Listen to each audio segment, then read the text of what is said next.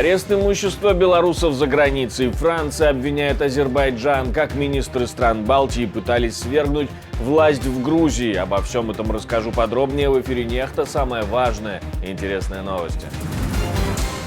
Азербайджан якобы поддерживает протестующих во Франции, а Лукашенко как раз в Баку с визитом. Азербайджан очень многого добился за последние годы и прежде всего решая свою главную проблему. Китай не торгует с Россией, но выстраивает экономические отношения. Мы не согласны с тем, что Соединенные Штаты перекладывают вину на китайскую сторону. Почему Польша не торопится подписывать с Украиной договор по безопасности, который нужен для вступления в альянс? Все-таки часть польского политикума пытается дистанцироваться от Украины. Спасибо, что смотрите, спасибо за доверие. Не забывайте ставить лайки, оставлять комментарии, не забывайте подписываться на канал и не забывайте про кнопку «Супер спасибо», которую можно нажать и поддержать нашу работу. Поехали.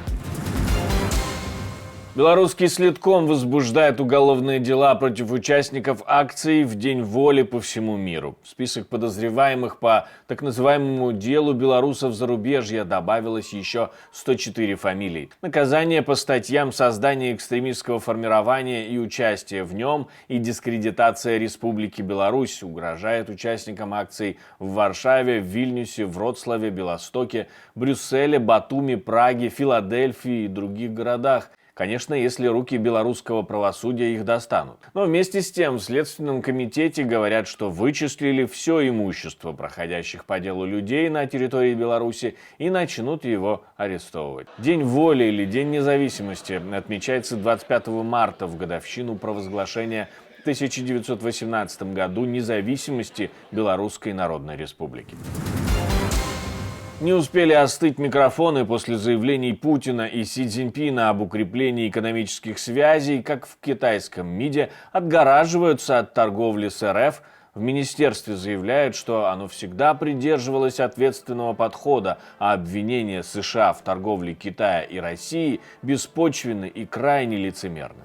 Мы не согласны с тем, что Соединенные Штаты перекладывают вину на китайскую сторону. Китай всегда придерживался благоразумного и ответственного подхода к экспорту военной продукции и строго контролировал экспорт товаров двойного назначения, включая гражданские беспилотники. Это типичный двойной стандарт, крайне лицемерный и безответственный, когда американская сторона оказывает беспрецедентную военную помощь Украине и при этом выдвигает беспочвенные обвинения против нормальных экономических и торговых обменов между Китаем и Россией. Представитель китайского МИДа назвал поведение США пассивным и таким, что подливает масло в огонь. Франция обвиняет Азербайджан в поддержке участников беспорядков в Новой Каледонии и отправляет туда войска. Новая Каледония – это французские заграничные территории в Тихом океане, ближе к Австралии. И там в понедельник начались массовые беспорядки. Мы можем сказать, что государство направляет огромные ресурсы на спасение жизней, на защиту важнейших объектов инфраструктуры, аэропорта, порта, электричества, больниц, на защиту офисов France Television, на защиту всего, что обеспечивает процветание демократии на местах. Но в ближайшие часы, да, государство полностью восстановит контроль. Несколько тысяч полицейских уже прибыли на острова. На момент записи видео известно о 5 погибших. Беспорядки вспыхнули из-за нового законопроекта, принятого французским парламентом в Париже, который позволит французам, прожившим в Новой Каледонии 10 лет, голосовать на провинциальных выборах.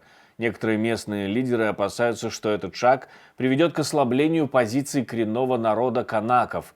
Причем тут Азербайджан, спросите вы? Министр внутренних дел Франции говорит о том, что Азербайджан поддерживает протестующих. И все дело в том, что одна из местных депутатов, представляющая коренное население, поблагодарила Баку за поддержку. Мы благодарим азербайджанское государство за оказанную нам поддержку, за то, что Азербайджан был с нами в нашей борьбе против колониализма, за независимость. Во время демонстрации в Новой Каледонии тысячи людей вышли на улицы как с канакским флагом, так и с флагом Азербайджана. Для нас это действительно исторический день, потому что сегодня мы с председателем Милли Меджлиса Азербайджана подписали меморандум о сотрудничестве между двумя странами. Это включает в себя политическую поддержку. Для нас открывается новая страница. Сегодня мы закладываем фундамент новой истории между двумя народами.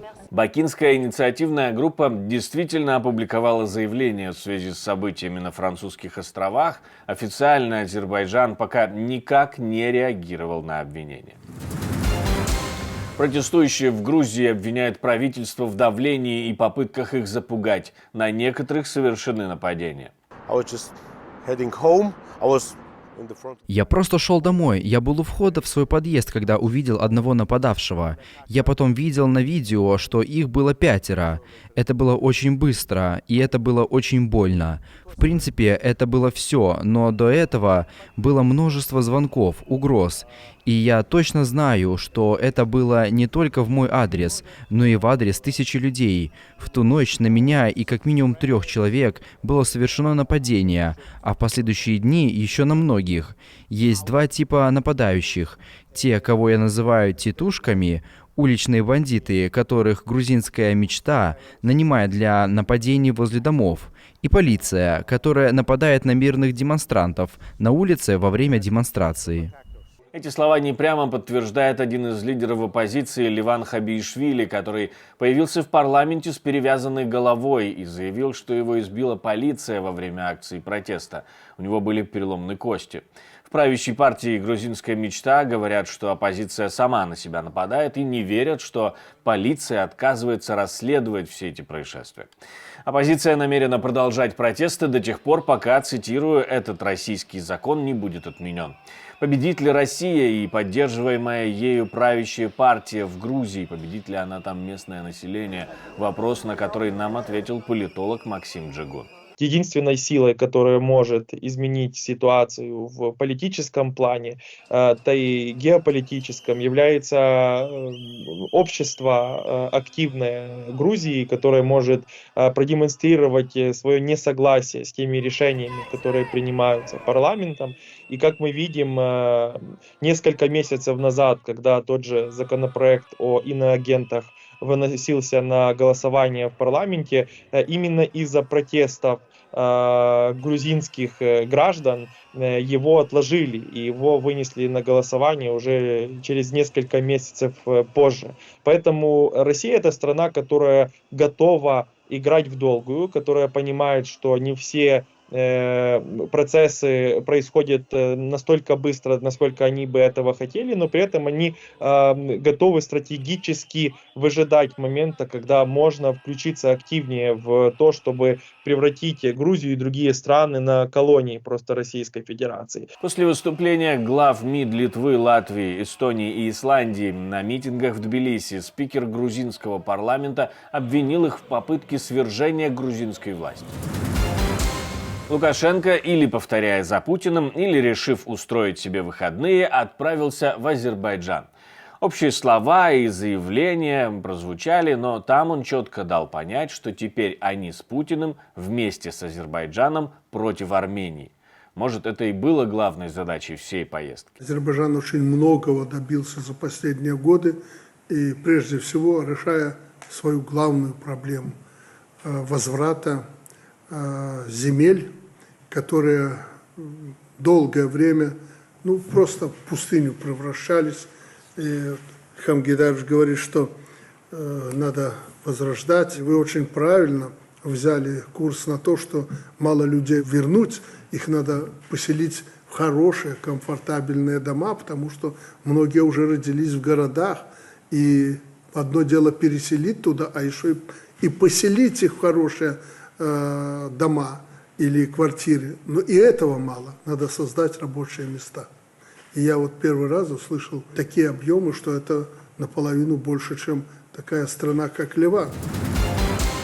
Польша не спешит подписывать договор по безопасности с Украиной. Договор еще на стадии согласования и разработки, но обе стороны не видят в этом проблем. Украина подписала подобные договоры уже с 9 странами-членами НАТО, а должна подписать со всеми, а их 32. Мы не видим проволочек, мы видим очень серьезный, тщательный подход польской стороны к содержанию этого соглашения. Я более чем уверен, что в ближайшее время мы будем иметь еще на одну страну подписанта таких соглашений больше. Еще один договор Владимир Зеленский должен был подписать в Испании, но отменил поездку туда из-за ситуации на фронте. Россияне как раз тогда атаковали границу с Харьковщиной. Насколько важны подобные договоры, мы поговорили на эту тему с экспертом. И если бы там год назад мы уже имели бы подписанные договоренности о безопасности с большим количеством стран, это точно отобразилось бы на ситуации на поле боя сегодня. И, возможно, там активного наступления на севере и востоке страны сейчас не было бы.